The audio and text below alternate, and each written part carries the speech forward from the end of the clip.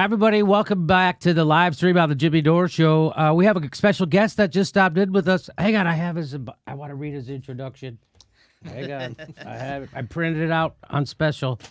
Greg Palast is here. He's covered Venezuela for the BBC television and The Guardian, and you can get the film of his investigative reports, The Assassination of Hugo Chavez, as a free download at gregpalast.com. It's Greg Palast. Hi, Greg. Hey, Jimmy. Thanks for being here again. I appreciate it. I love it here. Now, you've done a lot of great work, and recently you've done some great work on the cross-check. Yes, and on so vote theft by the GOP, how Trump stole the election. You know, my film, The Best Democracy Money Can Buy, was all about how Trump shoplifted the election, how they're going to shoplift 2020. So, but they're not satisfied with stealing the American elections. They have to steal the Venezuelan elections, too, while they're at it. They have to steal the Venezuelan elections. Now, so you have some very interesting... We've covered Venezuela extensively here at the show. So, like, for instance, well, they're not showing this kind of stuff, right? So this Abby Martin, how many Western news outlets showed the massive marches in Venezuela protesting the U.S.-backed coup today? I'm going to guess 0. So we also showed you... We also showed you a video from inside a Venezuelan supermarket that was Max Blumenthal exposing the lies that you can't get food in Venezuela. It's actually plentiful. Debunking CNN lies about Venezuela. So that was the Panama ambassador who was saying that Maduro was a mafia guy instead of exactly the opposite. It's Trump and Bolton and Abrams who are the mafia guys. Oh no! Yeah, our own president. And we showed you even Bernie Sanders got caught repeating CIA talking points. You have to remember when, as George Galloway pointed out to me, that whenever the regime change war criminals want to launch an invasion, they first have to launch a narrative. They first have to get you to agree to the pretext of why they have to go in. And the pretext is always blank is a bad guy. He oppresses his own people. He gasses his own people. That's what they said about Saddam Hussein. That's what they said about Muammar Gaddafi. That's what they said about Assad. And that's what they're saying about Maduro. And so when you repeat, I think Maduro's a bad guy, but I don't think we should go in, what you're doing is you're actually affirming the CIA's bullshit pretext for a coup and an invasion and a regime change war. You're actually doing more damage than you're doing good. And that's what this was about Bernie Sanders. And it's not just him, it's every politician except for maybe Ilhan Omar. And it's every news journalist except for Max Blumenthal, Aramate, and here.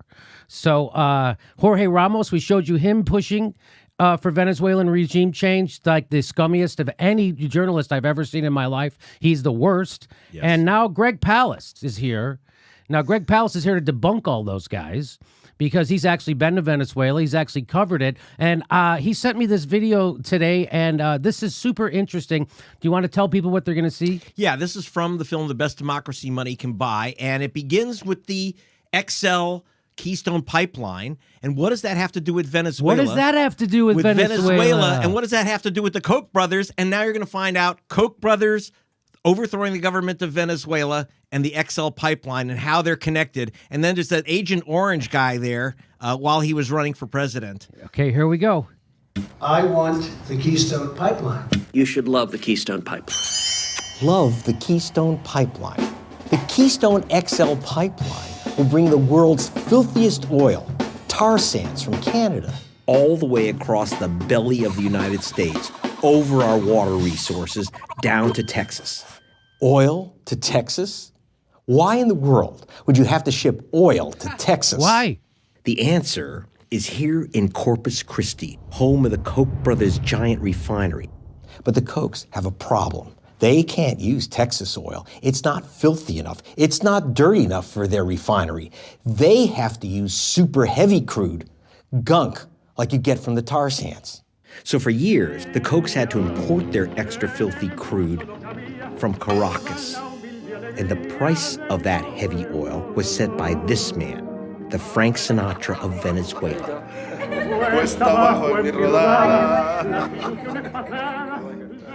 Years ago, President Hugo Chavez told me, Tú sabes que Venezuela tiene la reserva de petróleo. Venezuela, with the world's biggest reserve of oil, would really stick it to U.S. customers like the Kochs.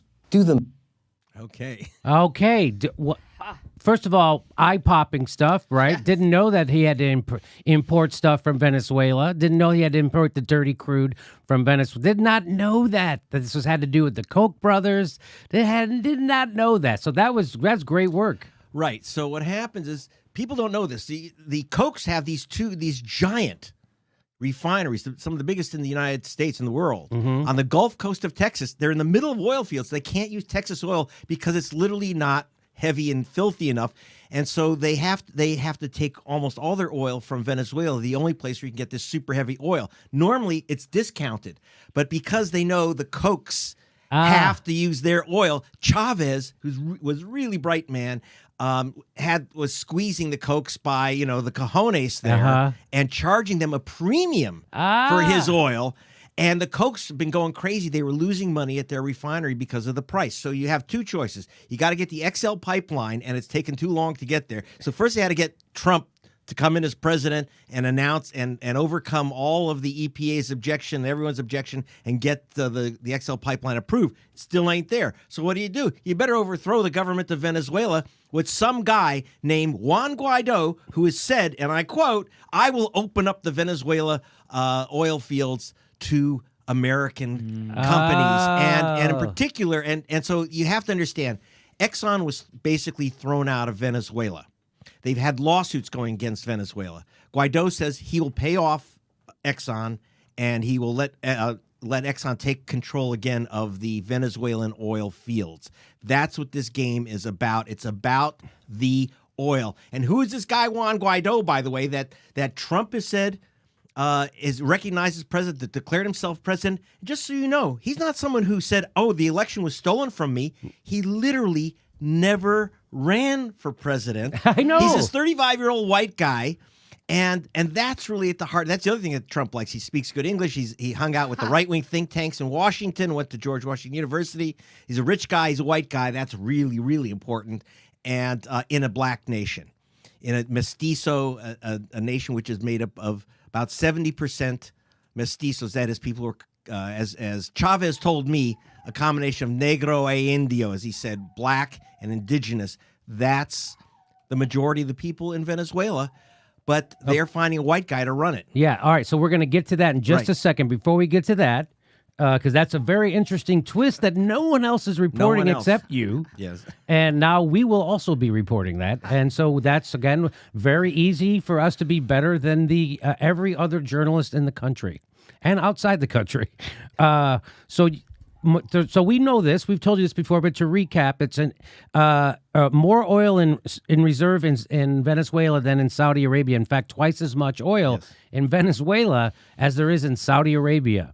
Yes, there is a threat of starvation, but because of the U.S. Euro right and Canadian embargo. So we've told you that sanctions that we've been, the United States and the West have been imposing on Venezuela, that sanctions aren't there to bring democracy to the people. Sanctions are there to bring a country to its knees so we can overthrow their government, install a puppet, and steal their natural resources and give it to the United States corporations. Okay.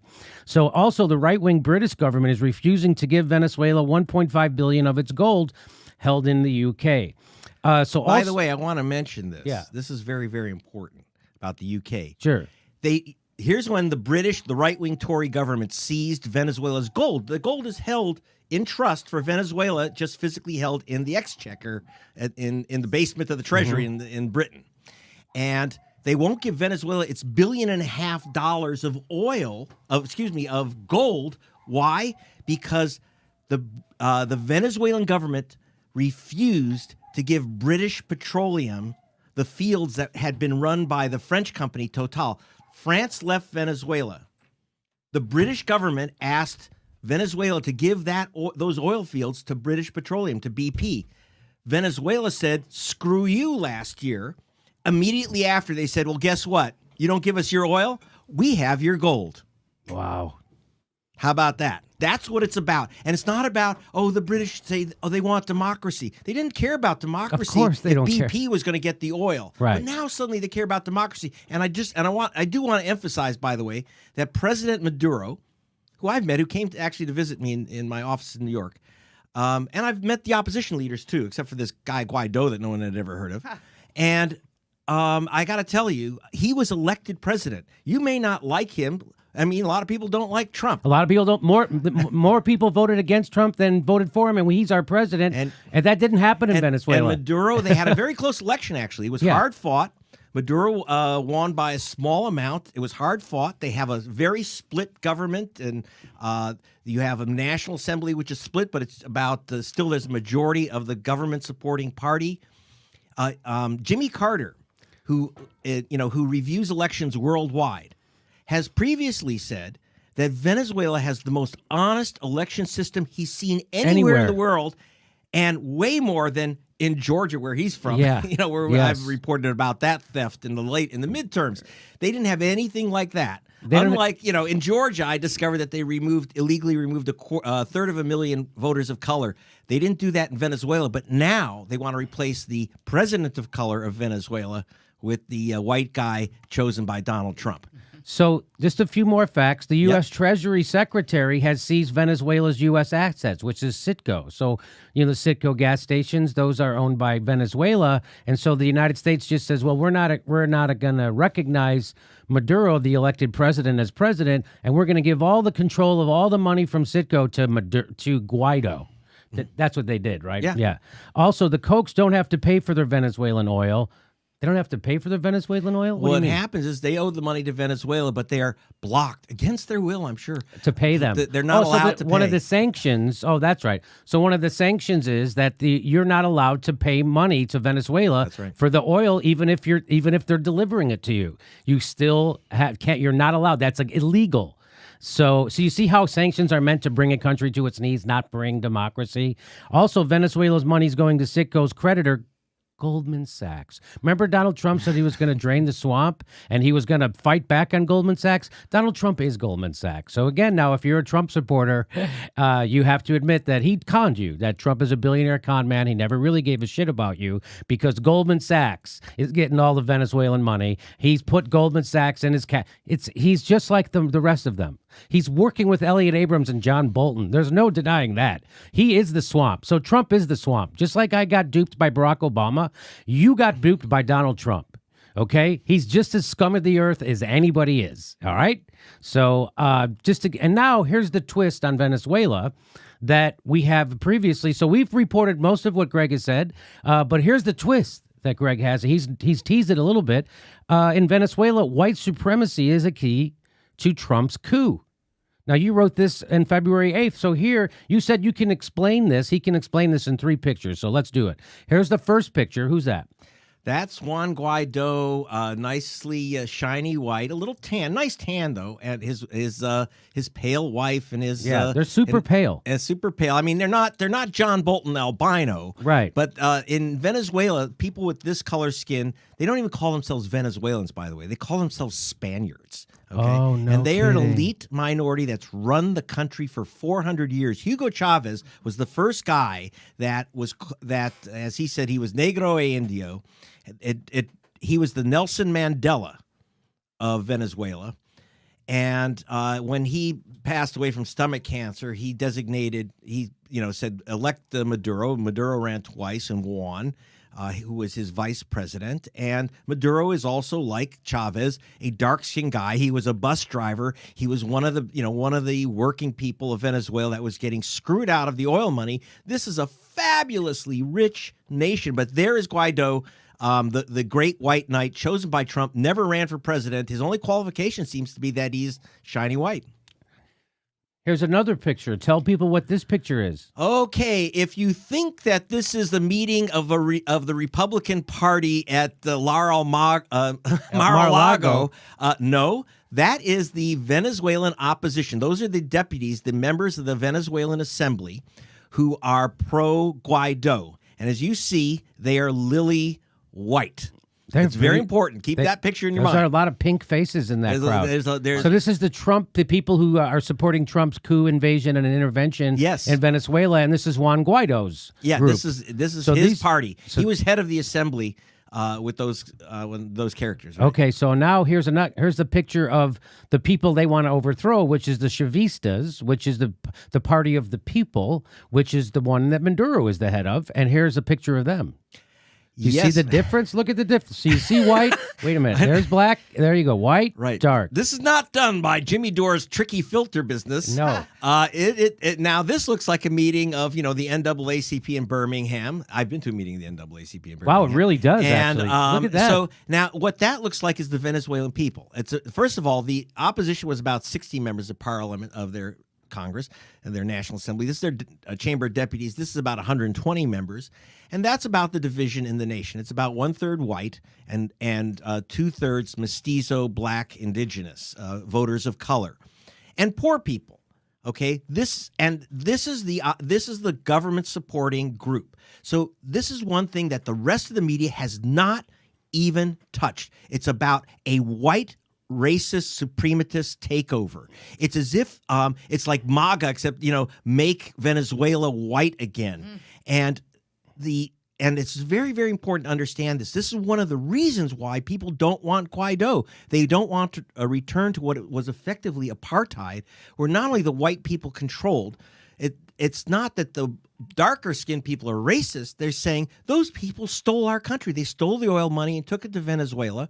Took it from Venezuela to Miami, squirreled it away. It was all stolen. It was massively corrupt. It's funny that they talk about Maduro's corruption. He's a bus driver. He lives like, he lives very, very simply. Oh, no, he's eating steak while everybody else is about. Yeah, he went to a restaurant. Remember but that? then He went to a restaurant. Yeah, so what happened is, I got to tell you, when I was there, okay, by the way, started reporting on Venezuela in 1976, even though that's amazing because I'm only 40. But Right. It started in 1976 when Caracas was surrounded by 1 million cardboard houses. 1 million cardboard houses in a nation soaked in oil, cardboard with tin roofs. Chavez came in, they're gone. They're replaced by apartment buildings. Starvation was put to an end. Now, let me quote the CIA. You know that organization, Central Intelligence? They have something called a fact book. And the funny thing about their internal fact book is that they have to tell the truth to themselves within the intelligence community. Their internal fact book says that Chavez came in and reduced the poverty rate from 50% of the population, half the people were in poverty, to 27%. He basically cut poverty in half, reduced infant mortality, reduced child mortality, increased education, in fact, made it universal, and extended Yeah, the health. literacy rate really rose. The literacy rate massively rose, and in addition, you had basically Medicare for all before America got it. Total, complete medical coverage. I went into what were once the poor areas, now are apartment buildings, and I ran into people who were very anti-Chavez. These are very political people, and he was very anti-Chavez. He says, but I have to say, Chavez came in. We have a doctor in the basement of the building. All the kids here go to school. No one's hungry. I will admit that. I would rather have someone else there than Maduro or Chavez. But, we have to grant that for the first time, the people got the oil money. How dare they? The oil money was supposed to go to U.S. corporations, to Goldman Sachs, and the rest. And that's, a big part of the issue. And I want to add one other thing there when we get to the oil. It's not only so these people, the darker skinned people, when you look at those demonstrations as well, you showed demonstration at the beginning, which is very rare because that was from Abby Martin's site. When I was down in Venezuela for BBC television, the U.S. press was doing the same damn thing in 2002 when they seized Chavez and kidnapped him. They said, look at all these anti-Chavez marchers. And it's true. I would go to these marches with like 100,000 anti-Chavez marchers. And it was funny. They were like, the women were in high heels. I mean, the men in business suits. But there were a lot. There were like 100,000. They were white and they were rich and they wanted you to know it. And they're going through the center of Caracas, marching through the shopping center areas. And those are the images that we saw on U.S. TV. And that's the same stuff we're getting now. The massive marches. By the way, if it's a dictatorship, whoever allowed massive marches by the opposition? So that was what I want. That's what I keep telling people. They keep saying, well, you have to admit he is a dictator. And I say, first of all, why do you give a fuck if he's a dictator? Who cares? The United States supports 70% of the world's dictators. That's not why we overthrow someone or don't. and if I- again, you're repeating the CIA pretext for an invasion. Say again. Oh, by the way, yeah, unless I'm wrong, aren't the Saudi royals just dictators in bathrobes? Yeah. You know, we call them royals. They're just dictators in They're just bathrobes. dictators. They And don't- I was in other oil countries, other oil nations like Azerbaijan, where there's Azerbaijan. Yeah, okay. Okay. You can mispronounce it any way you want to. But, Isn't it pronounced Azerbaijan? well, it depends if you're Azeri. Oh, that's how they say it? When I was there, maybe I've they're always- all putting me on. Oh, But anyway, no. but they All right. so All right, you don't have to it is fucking do absolutely that. a dictator. Greg, the stop it. Aliyev dictatorship. The What is Aliyev. it? Azerbaijan? Okay, you That's got how it. you pronounce it? She did pretty So good. right in your ear, Greg. Yeah, okay, I'm wrong. Right in your fucking ear. Okay. Well, what I know, I didn't speak Azeri, okay. So, but it's their joke for everyone who shows Okay, up. okay. And then places like Kazakhstan. These are serious. No, is that how you pronounce that say correctly? Kazakhstan? Check it. Okay, Kazakhstan, Brazil. I mean, but Kazakhstan is a serious dictatorship, and we love those people, right? The Clintons. Oh, you mean the ruling class we love? Of Kazakhstan, Yeah. right? Yeah, the rulers That's what you who mean. are murderous dictators. Yes. You've got, and these are the people we're supporting. And God forbid you mount a demonstration against the Aliyev family in Azerbaijan or in Kazakhstan against Nazarbayev. These are dictators who you've never heard of because they don't want you to know. That's exactly They right. don't want you to know about these dictators. We don't overthrow them. We do it. We arm them. We support them, and we help them crush their dissidents. But in Venezuela, you will see those opposition demonstrations. They allow 100,000 people into the street to scream and holler and say, overthrow the government. They even allow people there, which they don't allow here, to say, shoot the president, kill the president. Yes. They call him the monkey. And they call them, which goes right. into the racist meme. Yeah, all the racist memes, and they're always. When I was there, I literally marched with the opposition. I was literally marching along, talking to people. Half of them speak English, and they thought you were one of them because you're yeah. white. Yeah, so they thought, hey, so talking about killing the monkey and all that stuff, and then you get to but what was never shown on U.S. TV, and I finally had to break even the silence in Britain for BBC by showing the marches that were 5 times as large, 500,000 people in Caracas marching in favor of the government, and those groups, those are people in jeans and T-shirts, and they are dark-skinned, almost to a 1, and that is something that they don't show you. You saw Abby Martin's picture. I mean, it's as far as the eye can see. You can these demonstrations and counter demonstrations.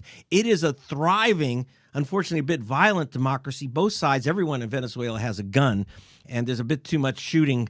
Not a bit too much. Any shooting is terrible. Yeah. But the idea that there's a dictatorship and Maduro's gunning down his own people, you have to understand the anti-Maduro people are shooting people. Okay. Yes, that's what people don't understand is that most of the violence is coming from the opposition. It was the opposition that was intimidating people and attacking people who wanted to vote Can and you attacking imagine? voting centers. It was the opposition who wanted to make the election illegitimate because they knew they couldn't win. Right. So what happens, you have this white minority that if you have an election, it's just like South Africa. Yeah. If you have a real election, Yeah, they're who's gonna going to lose. win? That's it's right. not going to be a white guy. Ain't going to be Right. the white guy. Okay. Ain't going to be fucking Juan Guaido. And it's certainly not going to be a guy who says he's working with the oil companies, he loves the oil companies. That's right. But, I saw this back in 2002, just before the coup. Actually, a woman came to me in London, Delcy Rodriguez, who said, President Chavez had sent me to talk to you. You got to save him from being killed in a coup on the Ides of March 15.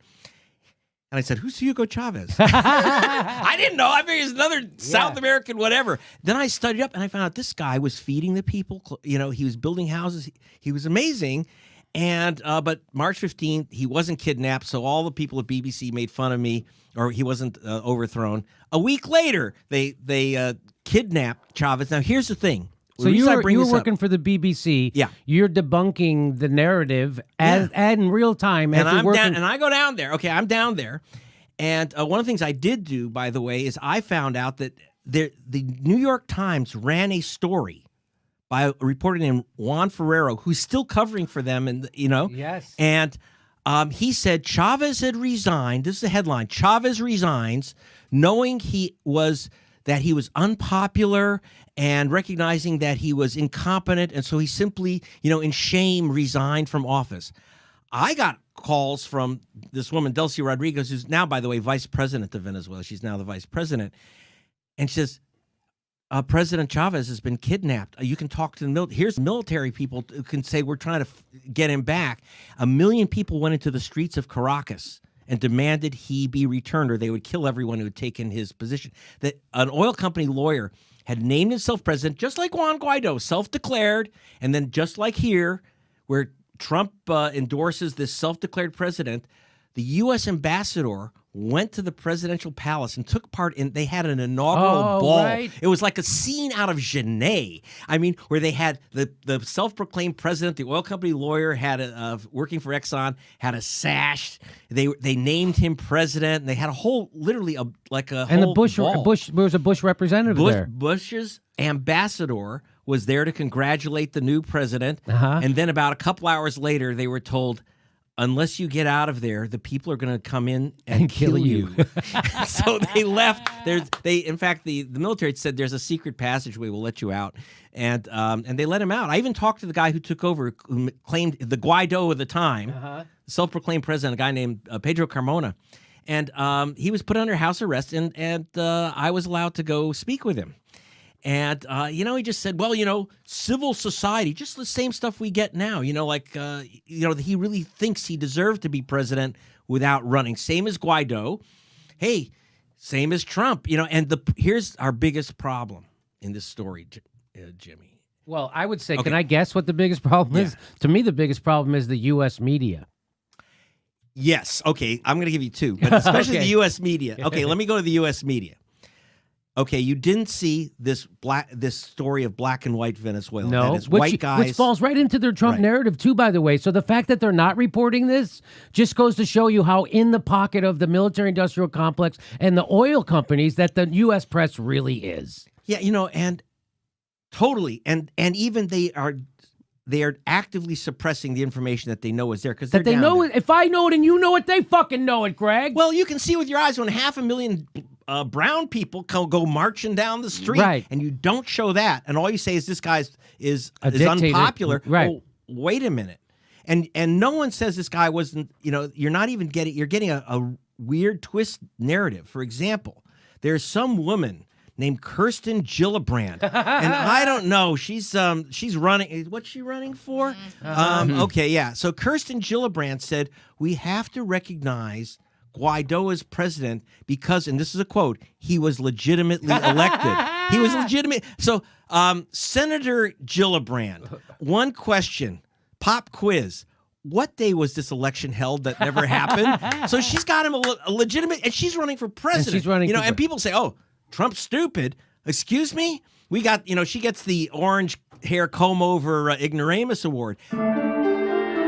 We're announcing our dates for 2019. We're going to Ventura Comedy Club, March 31st, Tempe, Arizona, Austin, Texas, Portland, Chicago, and lots more. Go to jimmydorecomedy.com for a list of all our dates and live shows. And please become a patron. We give you hours of bonus material. And please make sure you're subscribed. Even if you think you're subscribed, they unsubscribe people every day, and you might be one of them. Check to make sure you're subscribed, and then you have to click the bell twice so they send you a notification when we drop a video. Thanks for your support.